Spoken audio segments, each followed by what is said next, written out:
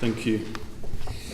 Yeah, so I'm a documentary filmmaker, and I always get asked what I make films about, and I always find it really difficult to answer that question. And partly that's because I have made quite a few films about sport, and I feel quite self-conscious about this. And I think that's because I feel that in film and in the arts generally, maybe that sport, and maybe particularly football, is perceived to be quite lowbrow. And I'm an uptight documentary filmmaker who wants to make films that are taken seriously. So I'm going to talk a bit about why I make football films and hopefully make myself feel a bit better about that. So I arrived at sport as a subject when I made a film about athletes as my graduation film from the National Film School. And this wasn't out of a particular interest in athletics. I wasn't a big fan of it, but I came to it because I wanted to make a film about people overcoming limits and confronting something in themselves. And to do that, you need a subject where that inner struggle is visible. And in sport, the psychological and the physical are sort of perfectly entwined. And I found that filming athletes training and competing was an amazing way to explore these themes that interested me. But then the first film I made about football was a short called Manchester United, The Religion, which was about obsessive football fans, and where Sprinters was a visual study of athletes.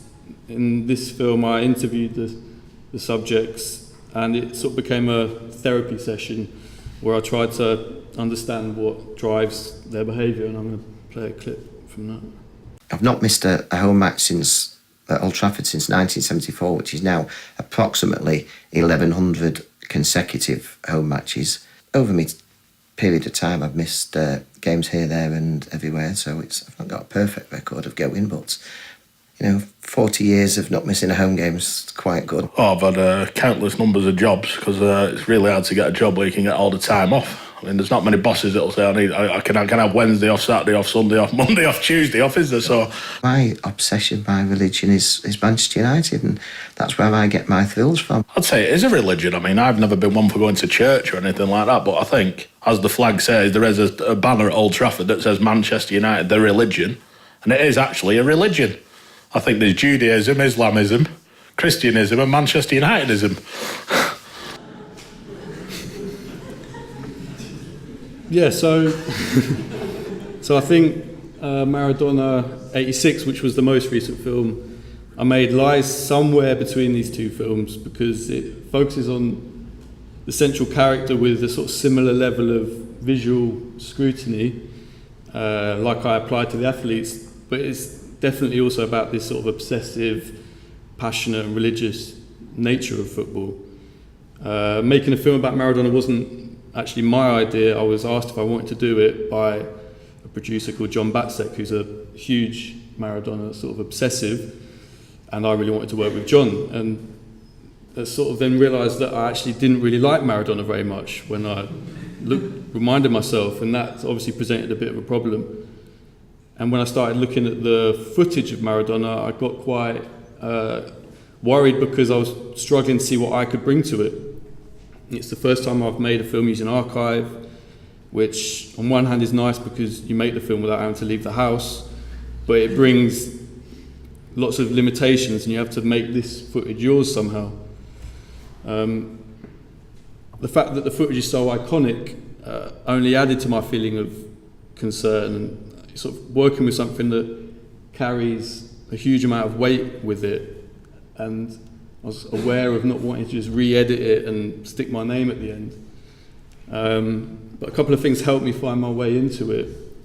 And the more I looked at Maradona, the more I sort of was aware of him as a performer as much as a footballer. And everything seemed sort of operatically charged and emotional. And I sort of saw that this could be a film about the theatre of football and Maradona's role within that, which I found really interesting.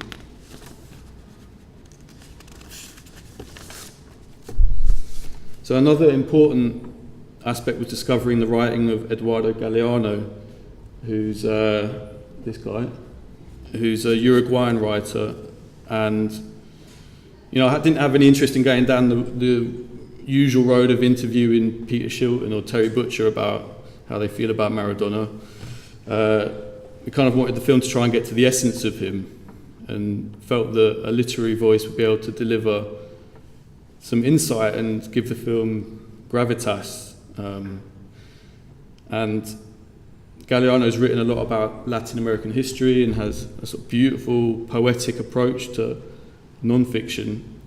And he's written a lot about football. And, for example, there's a quote here that sort of is the kind of thing that makes me feel better about making football films.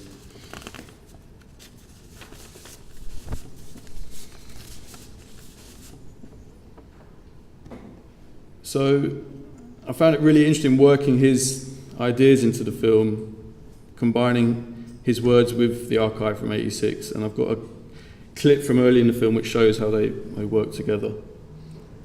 Gil, idiota. Aprende de Martino, aprende de Boyer. The pleasure of demolishing idols is directly proportional to the need to erect them. All over the world, plenty of people were ready to celebrate the fall of that arrogant interloper, that parvenu fugitive from hunger, that greaser who had the insolent audacity to swagger and boast. Maradona, Maradona, Maradona, Maradona, Maradona,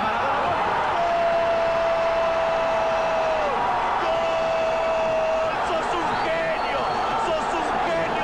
But in the frigid sucker of today's world, which detests defeat and forbids all fun, that man was one of the few who proved that fantasy too can be effective.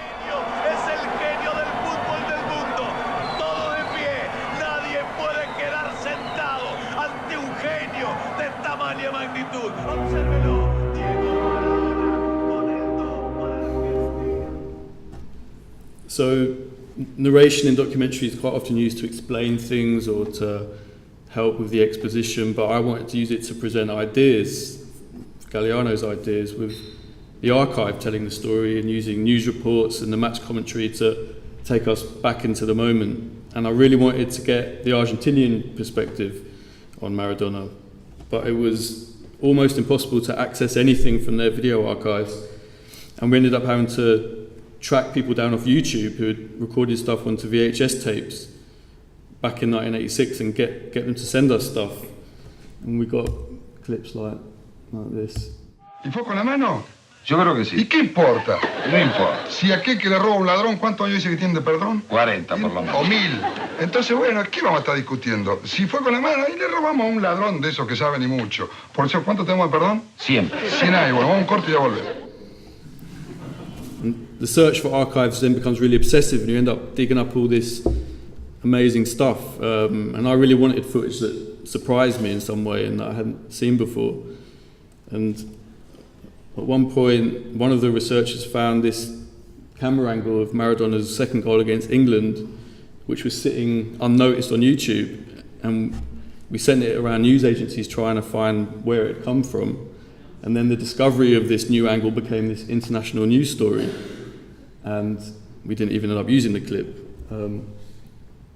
But, we found this clip of Maradona doing keepy uppies with this giant inflatable globe, which I thought would be a great image to end the film on, sort of perfect.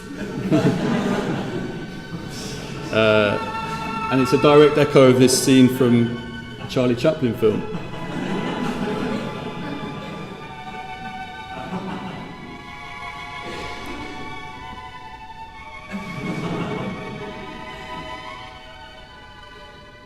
So I ended up using the same music in my film, which gave my film this sort of operatic feeling, which I really wanted because, I think Maradona's story has this emotional and sort of mythic quality, and I think he personified the idea that anything is possible in football, and he played and behaved as if there were no limits, which amazed people and pissed people off in equal measure.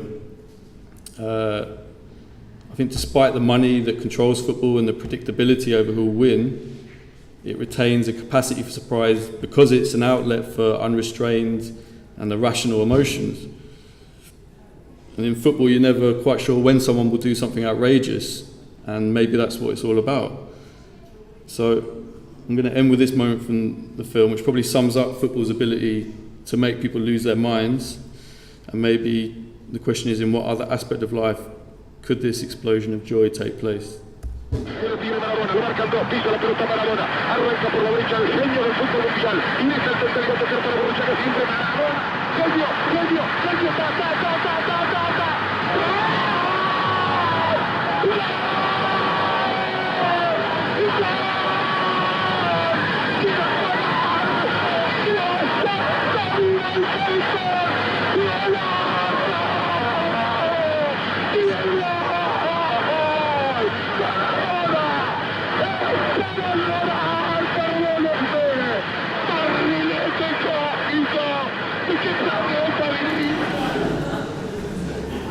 Thanks a lot.